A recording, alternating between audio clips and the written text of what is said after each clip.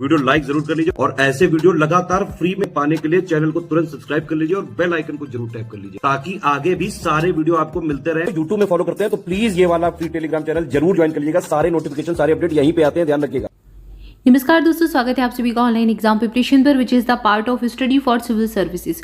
दोस्तों आज हम मिसलिनियस का अगला टॉपिक देखने वाले हैं, भारत में नगरीकरण। ये आरओ 2023 के एग्जाम के लिए इंपॉर्टेंट है, तो चलिए स्टार्ट करते हैं। सबसे पहले अगर बात करें नगरीकरण के क्षेत्र की, तो ये दो प्रकार के होते हैं, एक वैधानिक नगर होते हैं और एक जनगणना नगर होते हैं।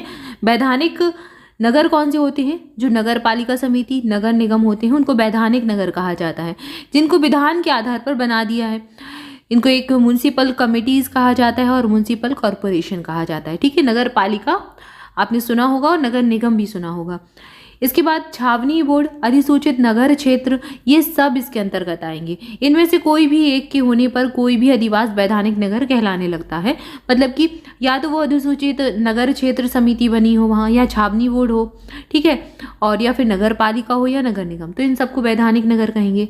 फिर एक होते हैं सेंसस टाउन्स, जनगणना नगर जिनको कहा जाता है।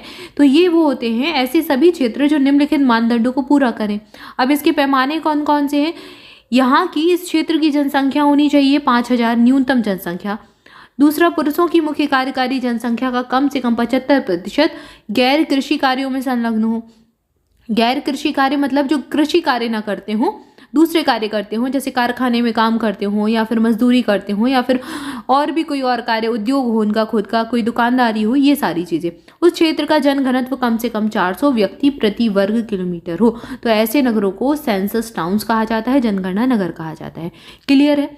इसके बाद आउटग्रोथ किसे कहते हैं? आउटग्रोथ एक ऐसी यूनिट होती है जैसे कि उदाहरण के तौर पर कोई गांव या फिर गांव का कोई हिस्सा है जो एक ऐसे वैधानिक नगर से सटा है जहां पर पक्की सड़क है, बिजली है, नल है, जल है, निकासी प्रणाली जो जैसी बुनियादी सुविधाएं हैं, ठीक है, जल की निकासी प्रणाली अच्छे से बनी हुई है, बुनियादी जो बेसिक नीड्स जो होती हैं वो सारी उपलब्ध हैं, शहरी सुविधाओं को संसाधित करता है। जैसे आपने देखा होगा कहीं पे कोई इंडस्ट्रियल एरिया है, उसके आसपास के गांव भी कैसे हो जाते हैं, पक्की सड़क से जुड़ जाएंगे, क्योंकि इंडस्ट्री में अगर इंडस्ट्री लगी है तो आसपास क्या होगा, डेवलपमेंट होगा। तो ऐसे जो लगे हुए नगर हैं, लगे हुए गांव हैं, जहाँ पर शिक्षा संस्थान, डाकघर, चिकित्सा सुविधाएं, बैंक इत्यादि सब कुछ उपलब्ध हो। तो आउटग्रोथ के उदाहरण के तौर पर रेलवे कॉलोनियाँ हो गई, विश्वविद्यालय का परिसर हो गया, बंदरगाह के पास के क्षेत्र हो सकते हैं जो किसी नगर या वैधानिक नगर के वैधानिक सीमाओं के तो बाहर होते हैं, लेकिन गांव या फिर गांव की राजस्व सीमा के भीतर होते हैं। और ये आजकल बहुत होने लगा है, कोई भी इंडस्ट्री लगती है तो वहाँ के आसपास का डेवलपमेंट हो जाता है, उद्योग लगता है, डेवलपमेंट हो जाता है। कोई वहाँ कहीं पर यूनिवर्सिटी बन गई, कोई स्कूल खुल गया, बड़ा सा विश्वविद्यालय खुल गया, बड़ा सा वहाँ पर एक कोई रेलवे कॉलोनी बन गई, बंदरगाह बन गया, या फिर कोई भी हॉस्पिटल खुल गया, कोई भी बड़ी चीज़ जहाँ पर लोगों का आना जाना रहे, तो आसपास के क्षेत्र में सुविधाएं हो जाएंगी, जो बेसिक नीड के संसाधन है वो उपलब्ध हो जाएंगे, तो डेवलपमेंट हो जाता है। तो ऐसी जो स्थान है उसको आउटग्रोथ कहेंगे, जिसकी ग्रोथ बाहर हो रही है, ठीक है ना, नगर के बाहर की ग्रोथ। नगरीय संकुलन या फिर नगरीय समूह किसको कहा जाता है? ये टर्म्स आपसे कथन वाले प्रश्नों में पूछे जा सकते हैं, ठीक है। कथन वाले प्रश्नों में 1 से 2 लाइन दे देंगे, उससे पूछेंगे कि निम्नलिखित इसके संदर्भ में कौन सा कथन, जैसे दे दें आउटग्रोथ के संदर्भ में कौन सा कथन सही नहीं है, नगरीय संकुलन के संदर्भ में कौन सा कथन सही नहीं है। तो दोनों ही, चाहे आपका ये वाला पेपर हो, आरओ का पेपर हो या फिर आपका यूपीपीएससी का पेपर हो, उसमें दोनों में ही पूछा जा सकता है। तो नगरीय समूह वो होते हैं जहाँ पर एक नगर उससे संलग्न प्रशाखाओं या फिर बाह्य विकसित जो आउटग्रोथ होती हैं, ये सब मिलाकर 2 या 2 से अधिक परस्पर भौतिक रूप से संलग्न नगरों का सतत नगरीय विस्तार कहलाता है नगरीय संकुलन या फिर नगरीय समूह। आसपास के 2 नगर, बीच के जो गांव हैं, यहाँ पर ये नगर है तो इसकी वजह से ये वाला गांव डेवलप हो गया। अब इसके बाजू से एक और गांव लग रहा है जो कि इस नगर के पास में पड़ रहा है, तो इसके आसपास का ये डेवलप हो गया।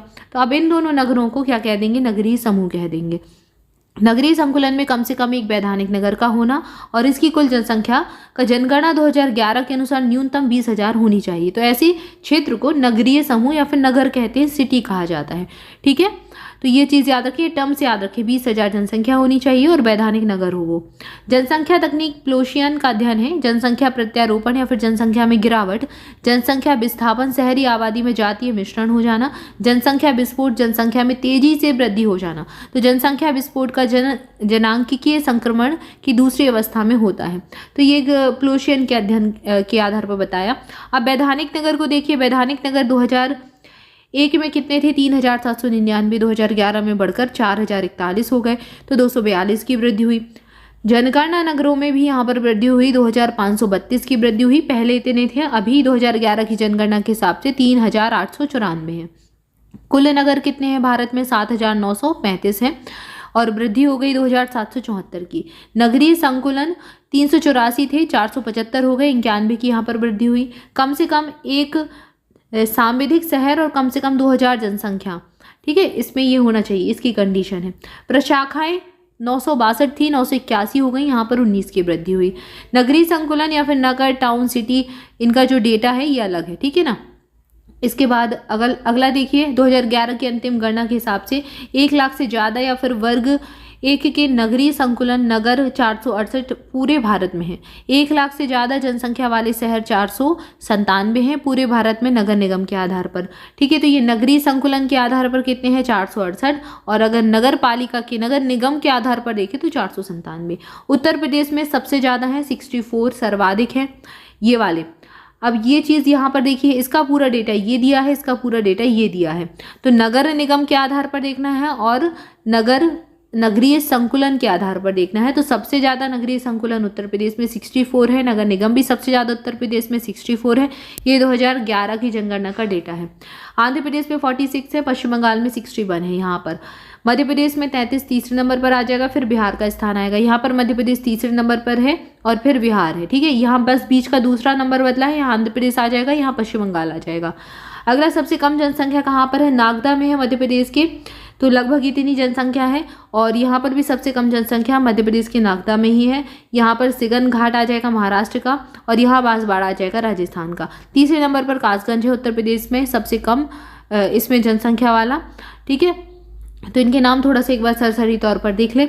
इसके बाद अगला दिया गया है, देश की कुल नगरीय आबादी का 70% वर्ग 1 के ही नगरों या फिर नगरीय संकुलन में निवास करता है।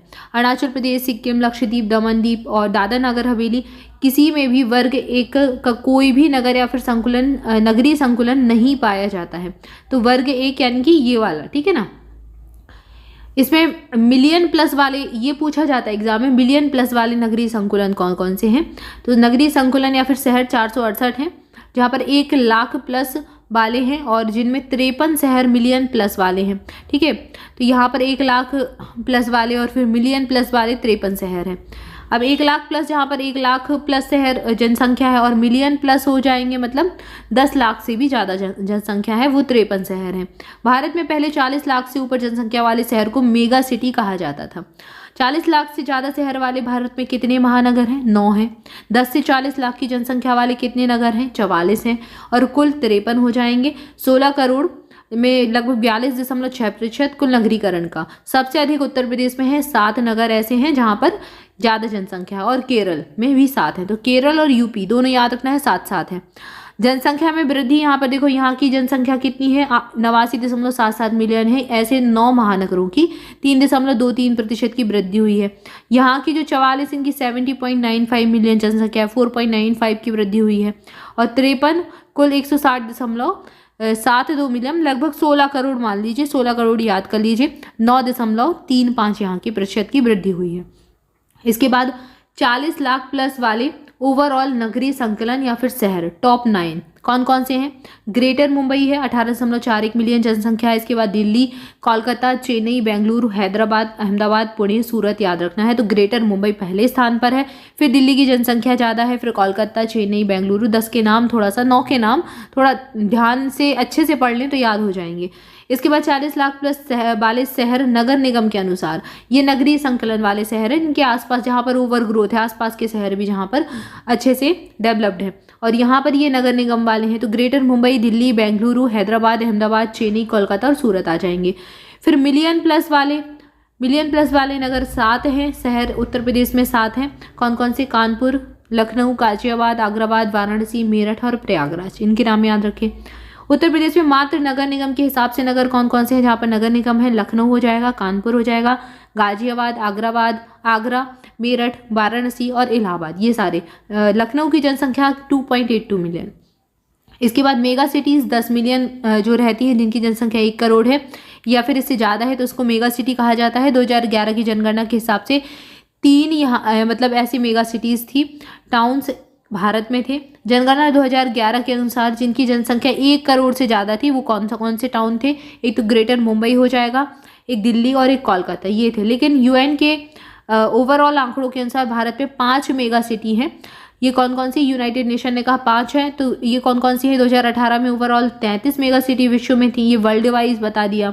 तो ग्लोबल साउथ में 27 हैं, चीन में 6 हैं, भारत में 5 बताई गई हैं, यूएन ने बताया है ये। और भारत के अगर डेटा देखें, भारत की जनगणना के हिसाब से 3 है, तो इसमें कंफ्यूज नहीं होना। तो ये 5 दिल्ली, मुंबई, कोलकाता, बेंगलुरु और चेन्नई, 5 के नाम अच्छे से याद कर ले। इसके बाद 0 से 6 वर्ष के बच्चे, तो शहरी क्षेत्र में 4.12 करोड़ हैं और वर्ग 1 नगरीय संकुल में 0 से 6 वर्ष के कुल बच्चे 2.79 करोड़ हैं। मिलियन नगरीय संकुलन में 0 से 6 वर्ष के कुल बच्चों की संख्या कितनी है?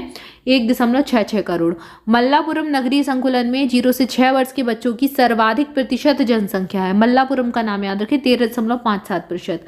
बाल लिंगानुपात 0 से 6 वर्ष के वर्ग 1 नगरीय संकुलन में कितना है? 899। तिरुवनंतपुरम में सबसे ज़्यादा है, 971। आगरा नगरीय संकुलन में सबसे कम है लिंगानुपात, 780 ही है। इसके बाद लिंगानुपात नगरीय संकुलन या फिर नगर में वर्ग 1 में 921 है। और ग्रेटर मुंबई नगरीय संकुलन में उच्चतर साक्षरता रखती है, मतलब रखता है ग्रेटर मुंबई में सबसे ज़्यादा साक्षरता है, 90.78 यहाँ की साक्षरता है।